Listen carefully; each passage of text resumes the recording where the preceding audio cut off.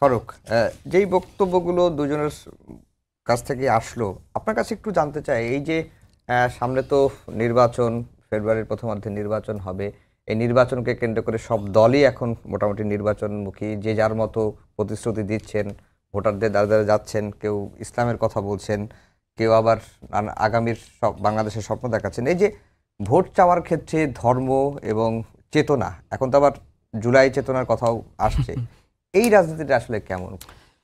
ধন্যবাদ আপনাকে। ধন্যবাদ আমার দুইজন অত্যন্ত বিজ্ঞ সহ আলোচককে। আসলে দেখুন, যেহেতু ত্রয়োদশ জাতীয় সংসদ নির্বাচন একবারেই সন্নিকটে, প্রধান উপদেষ্টার ঘোষণা অনুযায়ী আগামী ফেব্রুয়ারির প্রথমার্ধেই এই নির্বাচন হওয়ার কথা। তো নির্বাচনের ট্রেনে মোটামুটি আমরা সবাই, হয়তো মুখে অনেকেই বলে এক, বাস্তবে হয়তো ভিন্ন কোনো উদ্দেশ্য থাকতে পারে বা আছে, কিন্তু সবাই আমরা নির্বাচনমুখী, এ নিয়ে বিন্দু পরিমাণ কোনো সন্দেহের অবকাশ নেই। এখন যেহেতু নির্বাচন সন্নিকটে, নির্বাচনে প্রত্যেকেই চাইবে ভোটারদের মন জয় করার জন্য, ভোটারদেরকে তাদের দলের দিকে, তাদের মার্কার দিকে নিয়ে আসার জন্য। এটা স্বাভাবিক একটা প্রক্রিয়া, এটাকে আমি ভিন্ন অ্যাঙ্গেল থেকে দেখি না।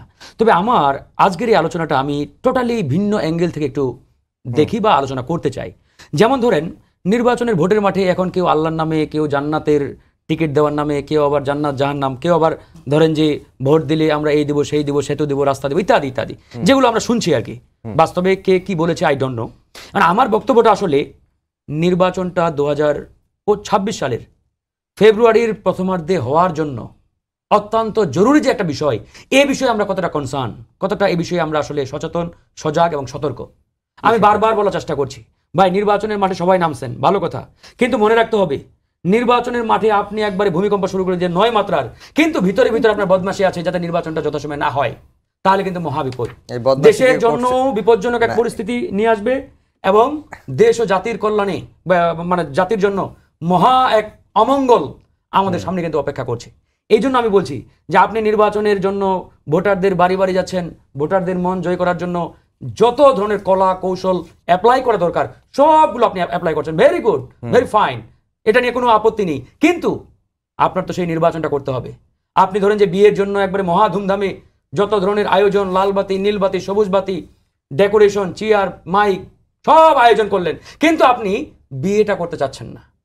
আপনার ভিতরে ভিতরে সুপ্ত বাসনা আছে যে আমি শেষ মুহূর্তে গিয়ে বিয়ে করব না, বাট বিয়ের যত আয়োজন সেটা চলতে থাকুক, তাহলে তো মহাবিপদ। তা আসলে বাস্তবিক যে অবস্থা, বাস্তবিক যে প্রেক্ষাপট, আমি এই জন্যই বলছি যে আগামী ফেব্রুয়ারিতে জাতীয় নির্বাচন করার জন্য প্রত্যেকটা দলকে মুখে এবং অন্তরে এই বিশ্বাসটা কতটুকু আছে, এই প্রশ্নটা কিন্তু আমাদের মধ্যে, জনগণের মধ্যে ইতিমধ্যে রয়েছে, যে আসলে নির্বাচন নিয়ে আমরা প্রত্যেকটা রাজনৈতিক দল শতভাগ আসলে সেই সলিড একটা পয়েন্টে আছে কিনা। আমি এই জন্য বলছি যে ভাই, আমি আসলে এই জান্নাত জাহান্নাম বা ওই রাস্তাঘাট এই করে দেবো সেই করে দেবো সেদিকে যেতে চাই না। আমার বক্তব্য ভেরি ক্লিয়ার, যথাসময়ে নির্বাচন আমাদের লাগবে।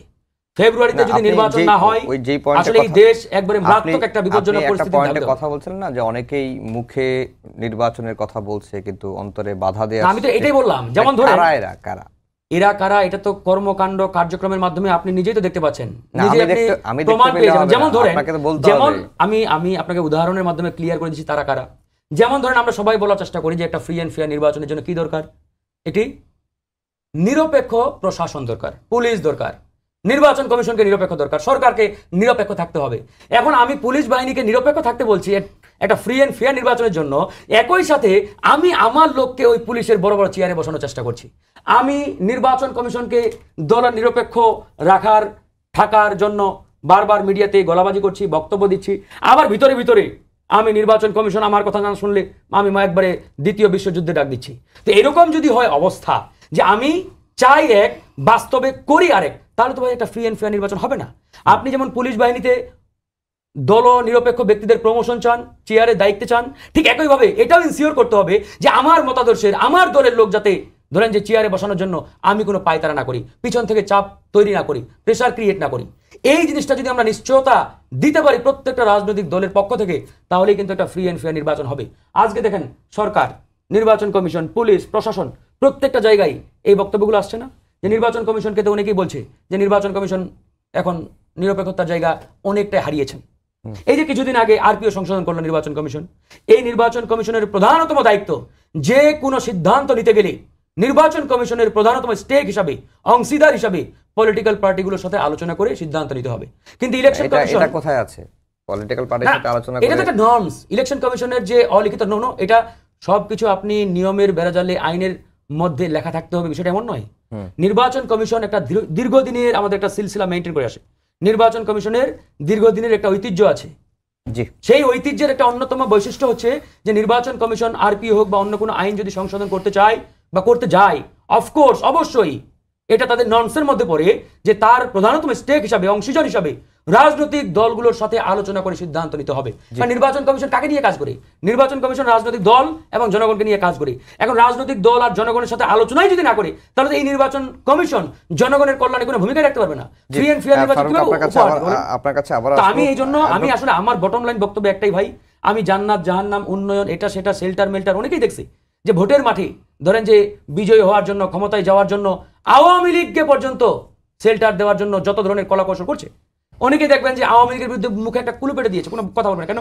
আওয়ামী লীগের বিরুদ্ধে কথা বললে আওয়ামী লীগের যেটা ভোট ব্যাংক আছে এই ভোট ব্যাংকটা তাদের বিরুদ্ধে চলে যেতে পারে।